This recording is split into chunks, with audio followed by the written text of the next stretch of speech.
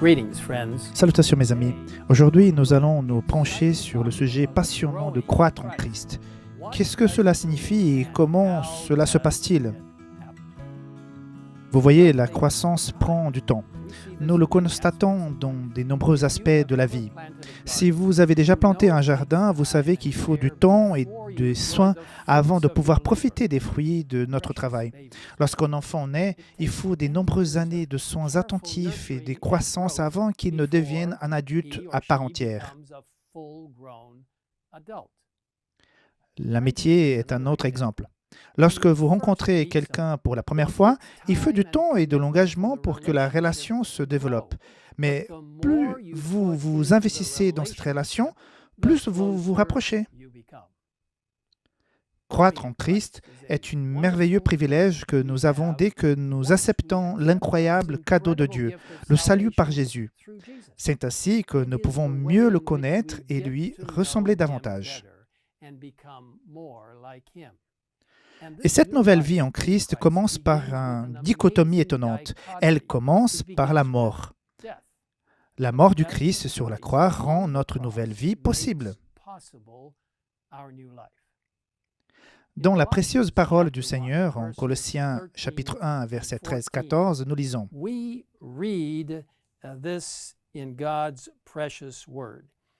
Il nous a délivrés de la puissance des ténèbres et nous a transportés dans le royaume de son Fils bien-aimé, en qui nous sommes rachetés, pardonnés de nos péchés. »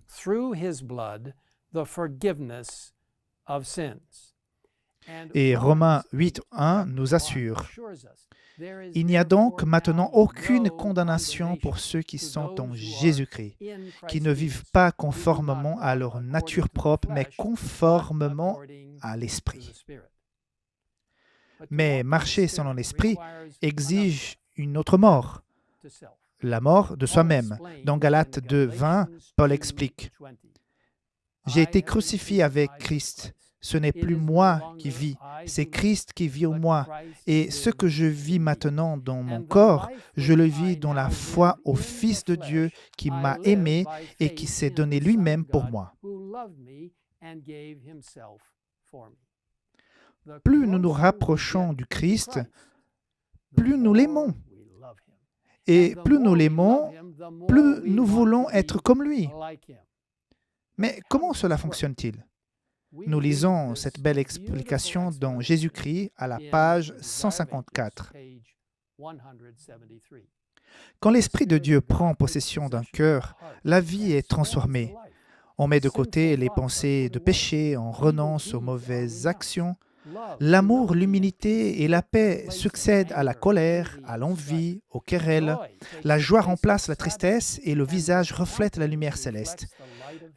Personne n'aperçoit la main qui soulève le fardeau. Personne ne voit la lumière qui descend des parvis célestes. La bénédiction est acquise quand une âme capitule devant Dieu. Alors, une puissance invisible crée un être nouveau à l'image de Dieu.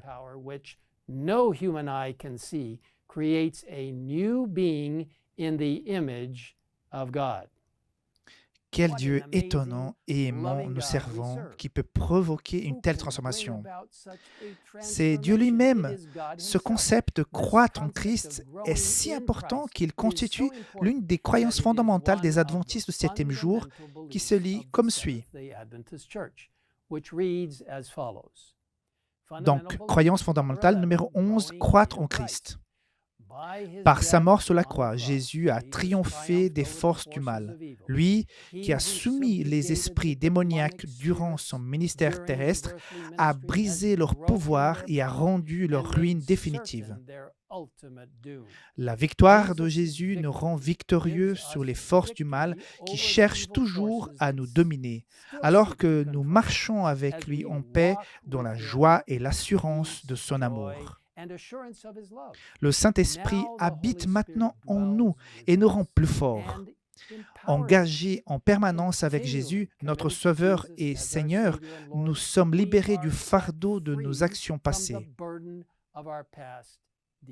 Nous ne vivons plus dans les ténèbres, plus dans la peur des pouvoirs maléfiques plus dans l'ignorance et la vanité de notre ancienne manière de vivre. Dans cette nouvelle liberté en Jésus, nous sommes appelés à croître dans la ressemblance de son caractère, alors que nous communiquons chaque jour avec lui en prière, en nous nourrissant de sa parole, en la méditant sur elle et sur la providence divine, en chantant ses louanges, en nous rassemblant pour lui rendre un culte, en participant à la mission de l'Église. Nous sommes également appelés à suivre l'exemple du Christ en nous efforçant avec compassion de répondre aux besoins physiques, mentaux, sociaux, émotionnels et spirituels de l'humanité. Alors que nous nous donnons nous-mêmes dans un service d'amour à ceux qui sont autour de nous et en témoignant de son salut, sa présence constante auprès de nous par l'Esprit transforme chaque moment et chaque tâche en une expérience spirituelle.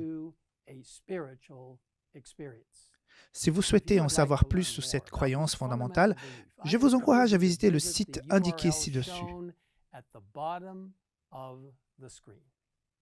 En conclusion, je voudrais juste partager brièvement 4 éléments essentiels et pratiques pour croître en Christ. Le premier, prier. Dans Colossiens 4:2, il est écrit ceci: « Persévérez dans la prière, veillez-y dans une attitude de reconnaissance. » C'est par la prière que nous entrons en contact avec Dieu, en lui parlant comme un ami et en écoutant ce qu'il a à nous dire en tant que bon Père céleste. Deuxième, lisez la Bible. La Bible est notre guide fidèle. Il nous est dit dans 2 Timothée 3, 16, 17 que toute l'Écriture est inspirée de Dieu et utile pour enseigner, pour convaincre, pour corriger, pour instruire dans la justice, afin que l'homme de Dieu soit formé et équipé pour toute œuvre bonne. Troisièmement, appliquer ce que nous apprenons. Nous ne devons pas seulement lire la Bible, mais aussi faire ce qu'elle dit. Jacques 1, 22-25 explique: « Mettez en pratique la parole et ne vous contentez pas de l'écouter en vous trompant vous-même par des faux raisonnements. » En effet, si quelqu'un écoute la parole et ne la met pas en pratique, il ressemble à un homme qui regarde son visage dans un miroir et qui, après s'être observé, s'en va et oublie aussitôt comment il était.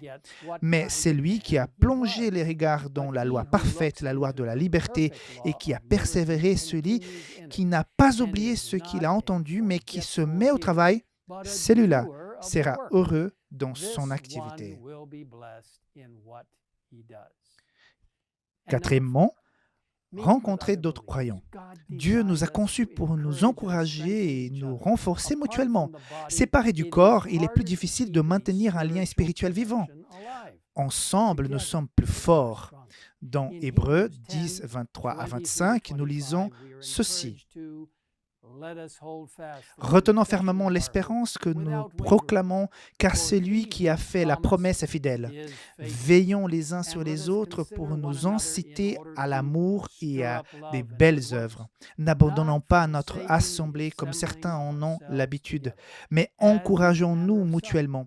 Faites cela d'autant plus que vous voyez s'approcher le jour. » Mes amis, vous n'êtes pas seuls.